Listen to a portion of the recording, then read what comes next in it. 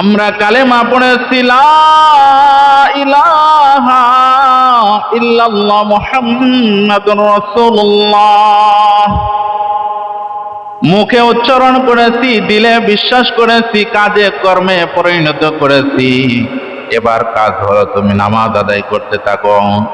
দ্বিতীয় নম্বরে কাজ হলো আল্লাহ পাক রব্বুল আলামিন যখন তোমার উপর যাকাত ফরজ হয়, এ পরিমাণ মালের মালিক যখন তোমাকে আল্লাহ তাআলা বানায় দিবেন, তখন তোমার উপর দায়িত্ব হলো তুমি যাকাত পঙ্কানুপঙ্কানুভাবে আদায় করার।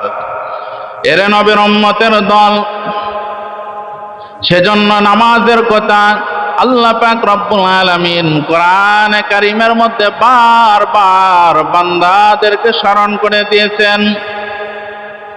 কিতাবের মধ্যে লেখা হয় ৮০ জায়গায় আল্লাহ পাক রব্বুল আলামিন নামাজের কথা বলেছেন, ৩২ জায়গায় আল্লাহ পাক রব্বুল আলামিন যাকাতের কথা বলেছেন। আল্লাহ পাক রব্বুল আলামিন এত গুরুত্ব নামাজের দিয়েছেন আর যাকাতের দিয়েছেন, অন্য কোন আমলের এত পরিমাণ গুরুত্ব দেয় নাই।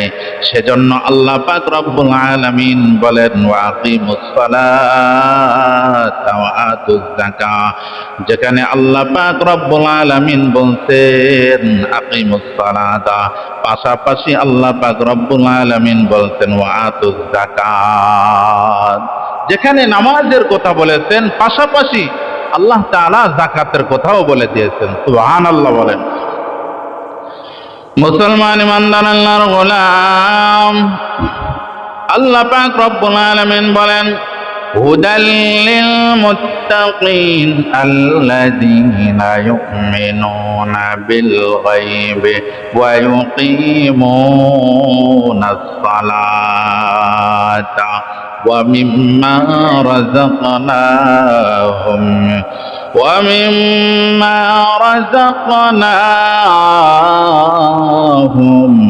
ينفقون আল্লাহু আকবার। আল্লাহ পাক রব্বুল আলামিন বলেন মুত্তাকিনদের জন্য হেদায়েত, আল্লাযীনা ইউমিনুনা বিল গায়ব, যারা না দেখে আমি আল্লাহ পাক রব্বুল আলামিনকে না দেখে যারা ঈমান আনলো, ঈমান এনেছে, ওয়া ইউকিমুনাস সালাত, সালাত আদায় করেছে, সালাত কায়েম করেছে, নামাজ কায়েম করেছে, ওয়া মিম্মা রাযাকনাহুম ইউনফিকুন, এবং আমি আল্লাহ পাক রব্বুল আলামিন যেই সমস্ত নাজ নিয়ামত দিয়েছি, রিজিক দিয়েছিলাম, ওই সমস্ত রিজিকের মধ্যে থেকে কিছু আমার রাহে দান করেছেন। এরে নবীর উম্মতের দল, আরো আয়াতের মধ্যে আল্লাহ পাক রব্বুল আলামিন বলছেন ওয়াকরিদুল্লাহ করদান হাসানা, আমি আল্লাহ পাক রব্বুল আলামিনকে কর্জ হাসানা দাও। আর আয়াতের মধ্যে আল্লাহ পাক রব্বুল আলামিন বলেন ওয়াল্লাহুল গানিয়্যু ওয়া আনতুমুল ফুকারা। আল্লাহু আকবার। আল্লাহ পাক রব্বুল আলামিন আয়াতের মধ্যে ডাকতে বলেন আমি আল্লাহ পাক রব্বুল আলামিনকে কর্জ হাসানা দাও। আর আয়াতের মধ্যে বলেন আমার চাইতে ধনী আর কেউ নাই, দুনিয়ার মধ্যে তোমাদেরকে আমি আল্লাহ পাক রব্বুল আলামিন বানাইলাম, ওয়া আনতুমুল ফুকারা, তোমরা হলো সব ফকির, আমি হলাম গনি। আয়াতের অর্থটা কেমন যেন অমিল হয়ে গেল। এক জায়গায় আল্লাহ তাআলা কর্জে হাসানা চাইলেন, অন্য জায়গায় আল্লাহ তাআলা বললেন আমি আল্লাহ তাআলা হলাম ধনী। তাহলে ধনী ব্যক্তিকে, ধনী আল্লাহকে কেমনে আমরা কর্জে হাসানা দেই? ধনী আল্লাহ তাআলাকে আমরা কর্জে হাসানা দিব কেন? মুসলমান ইমানদার আল্লাহর গোলাম, বুঝার বিষয় হলো মুফাসসিরিন ইকরাম ডাক দিয়ে বলেন দুনিয়ার ইমানদার, আল্লাহ পাক রব্বুল আলামিন এখানে ডাক দিয়ে বলেন ওয়া আকরিদুল্লাহ করদান হাসানা। আল্লাহ পাক রব্বুল আলামিন বলেন এই কর্জে হাসানা আমার জন্য চাই নাই, বান্দা গরিব দুঃখীদের জন্য এই কর্জে হাসানাটা চেয়েছে। কর্জে হাসানা অর্থ দান, সদকা, যাকাত আমি গরিবদের জন্য চেয়েছি। এই কর্জে হাসানা যদি তুমি ফি সাবিলিল্লাহ আল্লাহর রাস্তায় দাও, গরিব দুঃখীদের হাতের মধ্যে দাও, বান্দা গরিব দুঃখীর হাতের মধ্যে পড়ার আগেই এই কর্জে হাসানা অটোমেটিক আমি আল্লাহ তাআলার হাতে চলে আসে। সুবহানাল্লাহ।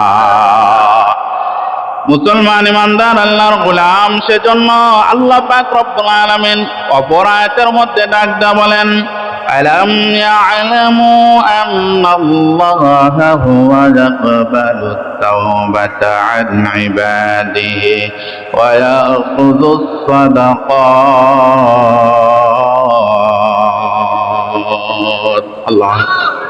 আল্লাহ পাক রব্বুল আলামিন বলেন, তারা কি জানে না, তারা কি জানে না, আমার বান্দা বান্দিরা কি জানে না, আমি আল্লাহ পাক রব্বুল আলামিন তাদের তওবা কবুল করে নেই। তারা কি জানে না আমি আল্লাহ পাক রব্বুল আলামিন বান্দা বান্দীদের তওবা কবুল করে নেই। ওয়া ইয়াখুযুস সাদাকাত, এবং তাদের সদকা আমি আল্লাহ তাআলা গ্রহণ করি। এর নবীর উম্মতের দল, সেজন্য রমজানুল মাস পেয়েছো বান্দা, বেশি বেশি করে তওবা করতে হবে, দ্বিতীয় নম্বরে সদকা করতে হবে, যাকাত দিতে হবে। এর নবীর উম্মতের দল, এই সমস্ত যাকাত আর সদকা যখন গরিবের হাতের মধ্যে দেই, আল্লাহ পাক রব্বুল আলামিন বলেন, এই সমস্ত যাকাতের মালগুলো, দান সদকার মালগুলো গরিবদের হাতে পৌঁছার আগেই আমি আল্লাহ পাক রব্বুল আলামিনের কুদরতি হাতের মধ্যে পৌঁছে যায়। সুবহানাল্লাহ। সেজন্য মায়ার নবী, দয়ার নবী, রাহমাতাল লিল আলামিনকে আল্লাহ পাক রব্বুল আলামিন জানিয়ে দেন, খুয মিন আমওয়ালিহিম সাদাকাতান তুতাহহিরুহুম ওয়া তুযাক্কিহিম বিহা ওয়া সাল্লি আলাইহিম ইন্না সালাতাকা সাকানুন লাহুম والله سميع عليم।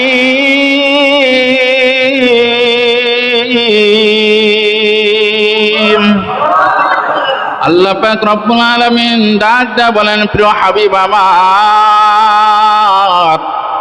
আপনি বান্দাদের কাছ থেকে, আপনার উম্মতদের কাছ থেকে আপনি যাকাত উসুল করুন। আপনি বান্দাদের কাছ থেকে, আপনার উম্মতদের কাছ থেকে যাকাত উসুল করুন, যাকাত আদায় করুন, যেন তারা ওয়াতুযাক্কিহিম বিহা ওয়া সাল্লি আলাইহিম, যেন তারা পাক ও পবিত্র হতে পারে। ইন্না সালাতাকা সাকানুল লাহুম, এবং তাদের জন্য আপনি দোয়া করতে থাকুন। জোরে বলি সুবহানাল্লাহ। এর নবীর উম্মতের দল, এতক্ষণ পর্যন্ত যাকাতের ফাজাইল, ফজিলত আর গুরুত্ব শুনলেন। এখন আমরা জানবো, হুজুর যাকাত না দিলে আমরা কি শাস্তি গ্রহণ করতে হবে, আমাদের কি পরিণতি ভোগ করতে হবে। আল্লাহ পাক রব্বুল আলামিন তাও বলে দিয়েছেন, ওয়াল্লাযীনা ইয়াকনিজুনা আয-যাহাবা ওয়াল ফিদ্দাতা ওয়ালা ইউনফিকুনাহা ফি সাবিলিল্লাহ فبشرهم بعذاب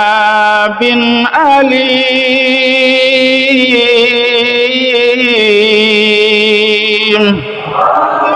আল্লাহ পাক রব্বুল আলামিন বলেন, ওয়াল্লাযীনা ইয়াকনিজুনা আয-যাহাবা ওয়াল ফিদ্দাতা ওয়া লা ইউনফিকুনাহা ফি সাবিলিল্লাহ, যারা আল্লাহর রাস্তায় যারা খরচ করা বাদ দিয়ে স্বর্ণ রূপা মুদ্রা টাকা পয়সা যারা ব্যাংক ব্যালেন্স করে রাখে, যারা জমিয়ে রাখে, ও নবী আপনি তাদের জন্য সুসংবাদ দেন। ফাবাশশিরহুম বিআযাবিন আলীম, তাদের জন্য ও নবী আপনি সুসংবাদ দেন, আযাবের সুসংবাদ দেন। সুসংবাদ কোনদিন আযাবের হয়? কিন্তু আল্লাহ তাআলা উপহাস করে বলেছেন, যারা যাকাত দেয় না তাদের উপর উপহাস করে আল্লাহ তাআলা বলেছেন, তাদেরকে আপনি কঠিন থেকে কঠিনতর আযাবের সুসংবাদ দেন। জোরে বলি নাউযুবিল্লাহ। আল্লাহ তাআলা বলেন, কেমন আযাব হবে? يوم يحمى عليها في نار جهنم فتقوى بها جباههم وجنوبهم وظهورهم هذا ما كنزتم لأنفسكم فذوقوا ما كنتم تكنزون الله أكبر আল্লাহ পাক রব্বুল আলামিন বলেন, মায়ার নবী আমার ও দয়ার নবী রাহমাতাল লিল আলামিন তাদেরকে সুসংবাদ দেন যারা অর্থগুলো সম্পদগুলো জমা করে রেখে আর মনে মনে ভাবে এই সমস্ত সম্পদ আমাদেরকে একদিন নাজাত দান করবে, কষ্টিন কালেও না। এই সমস্ত মালকে আল্লাহ পাক রব্বুল আলামিন কঠিন থেকে কঠিনতর একেবারে নারী জাহান্নাম, কঠিন থেকে কঠিনতর উত্তপ্ত করা হবে। আর আল্লাহ পাক রব্বুল আলামিন ওই সমস্ত মালের মধ্যে যারা যাকাত আদায় করবে না, আল্লাহ পাক রব্বুল আলামিন তাদেরকে ওই সমস্ত আযাবের মধ্যে গ্রেফতার করবে।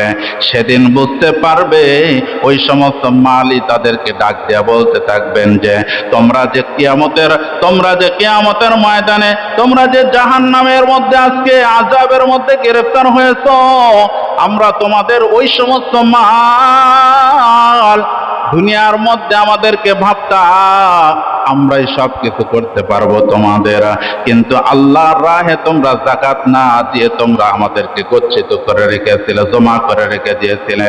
আজকে আমরা হলাম তোমার সেই সম্পদ। জোরে বলি নাউযুবিল্লাহ। মায়ার নবী দয়ার নবী রাহমাতাল লিল আলামিন হাদিস শরীফের মধ্যে বলেন, আল্লাহ পাক রব্বুল আলামিন কাল কিয়ামতের দিন, কঠিন হাসরের দিন, আল্লাহ পাক রব্বুল আলামিন এই সমস্ত মালকে বিরাট বিরাট অজগর সাপের মতো বানিয়ে দেবেন।